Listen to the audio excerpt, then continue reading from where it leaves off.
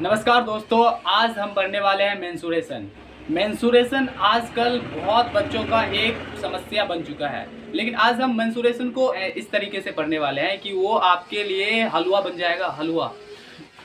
तो आज हम पढ़ने वाले हैं आर.एस. अग्रवाल का कुछ ऐसे प्रॉब्लम जो मेंसुरेशन का आने वाला है। तो सबसे पहले मेंसुरेशन के कुछ ऐसे फिगर को हम जानेंगे जिसका उपयोग आपके मेंसुरेशन में होने वाला है। मेंसुरेशन सबसे पहले दो आकृतियों को शेयर करता है। उसमें सबसे पहला आता है क्लोज फिगर। तो क्लोज फिगर क्या होता है? जो चारों तरफ से घिरा हो।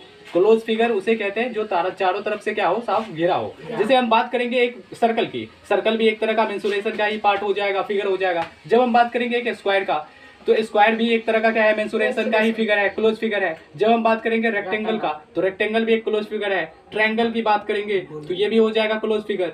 तो क्लोज फिगर का ही हम आज बात करने वाला है। इसी तरह हम क्यूब का बात करेंगे तो क्यूब भी हो जाएगा, क्लोज फिगर में आएगा। ये 3D फिगर है, वैसे ये सारा 2D फिगर है। 2D मतलब क्या? 2D मतलब जिसमें एक एक्स एक्सिस हो, एक वाई एक्सिस हो। इसमें भी आप देखोगे एक्स एक्सिस है और वाई एक्सिस है, इसमें भी एक्स एक्सिस वाई एक्सिस। इसी तरह ये 2D फिगर है ये चारों। लेकिन इसकी बात करोगे तो इसमें 3D फिगर है। ऐसा इसलिए क्योंकि 3D फिगर उसको कहते हैं जिसमें एक्स एक्सिस के साथ वाई एक्सिस भी आप बात करोगे और ये वाला एक्सिस जेड एक्सिस। तो इसमें एक्स वाई जेड तीनों एक्सिस आ गया, इसलिए ये 3D फिगर है। वैसे भी ये क्लोज फिगर है। 3D फिगर का मतलब समझ में आएगा जिसमें लेंथ भी हो, ब्रेथ भी हो और क्या हो, हाइट भी हो। Length, breadth and height. तो आज हम मेंसुरेशन की कुछ ऐसे फार्मूला बात करने वाले हैं जो हमारे रेक्टेंगल से जुड़ा हुआ है और साथ ही स्क्वायर से भी क्या है, जुड़ा हुआ है। तो हम पढ़ने वाले हैं रेक्टेंगल के बारे में। तो बेसिकली रेक्टेंगल क्या होता है?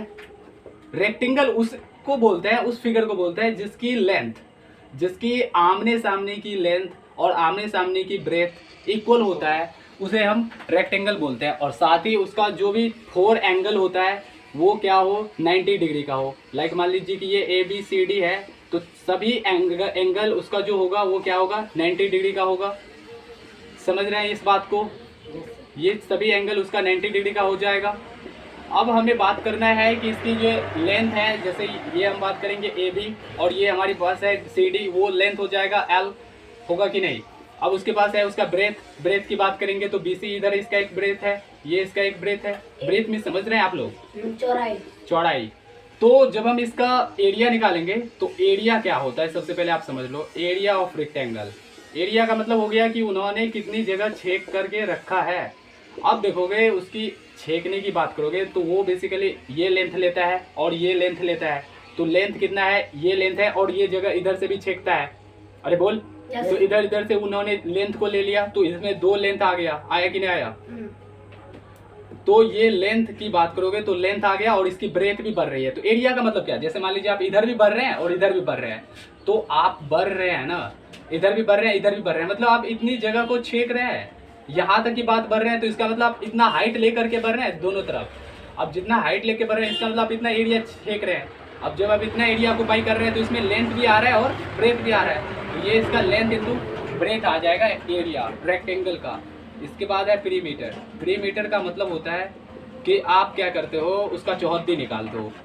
चौहद्दी का मतलब क्या हुआ कि आप उसके चारों साइड की बाउंड्री का लेंथ निकालते हो। तो बाउंड्री का लेंथ निकालने के लिए हमें करना क्या पड़ता है कि ये लेंथ देखना पड़ेगा और ये लेंथ देखना पड़ेगा। तो L प्लस L 2 लेंथ हो गया साहब। इधर B और B ये भी लेंथ आपको जोड़ना पड़ेगा। तो आप क्या किए, इधर से लेंथ गए, इधर से फिर ब्रेथ गए, इधर से लेंथ गए, इधर से ब्रेथ गए। तो हमने क्या किया, दोनों लेंथ को एक साथ किया और ब्रेथ को एक साथ किया। तो ये हो जाएगा 2L और ये हो जाएगा 2B। तो अब इस दोनों 2 को हम बाहर ले सकते हैं, कॉमन ले सकते हैं। तो हमारे पास बचेगा क्या, L प्लस B। तो ये हमारे पास बच गया पेरीमीटर। ये पेरीमीटर किसका बचा साहब? ये है रेक्टेंगल का पेरीमीटर। हमने फार्मूला को ड्राइव करना सीखा बस आज। अब हम क्या करने वाले हैं, इसी तरह से कुछ इसका एप्लीकेशन पढ़ने वाले हैं। समझ रहे हैं? तो इसको हम मिटाते हैं। अब आप लोग लिखे नहीं आप लोग लिखे नहीं इस चीज को।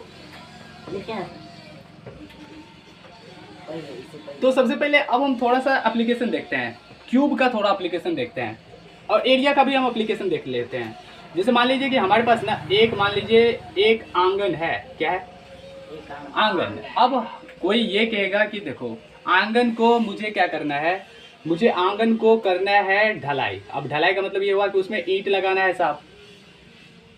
ईंट लगाना है, पहले तो ईंट बिछाना है। तो अब हमें मेरे आंगन में कितनी ईंटें लगेगी। लेकिन आप पूछोगे कि यार इसकी लंबाई क्या है, इसकी लंबाई क्या है और चौड़ाई क्या है। तो हमने बोला आपको कि साहब इसकी लंबाई जो है ना वो 20 मीटर है और इसकी चौड़ाई जो है ना वो मान लो 18 मीटर है।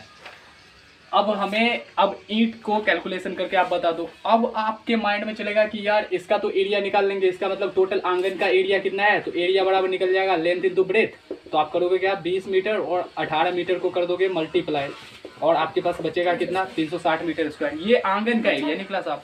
अब आंगन का एरिया निकलने के बाद हमें ईंट का एरिया निकालना पड़ेगा, तभी तो हम उसको डिवाइड कर देंगे और कितना निकलेगा। अब एक ईंट की बात करिएगा तो एक ईंट की लंबाई की बात करोगे तो लगभग 1 फीट होता है, 12 इंच 10 इंच का होता है, तो लगभग मान के चलते 1 फीट है। अब 1 फीट में होता कितना है, 0 पॉइंट कितना मीटर, 0.3 मीटर। 1 फीट की यदि हम बात करें तो मान के चलते हैं कि हमारे पास जो ईंट है ना वो ईंट की वो कितना है, 0.5 मीटर का है, आधा मीटर का है वो, समझ रहे हैं। इन जनरल वैसे इतनी बड़ी ईंट होती नहीं है। यदि आप बात करो सेंटीमीटर में हम चलो ले लेते हैं, चलो हमारे ईंट का लंबाई है 100 सेंटीमीटर, क्लियर हो, 100 सेंटीमीटर।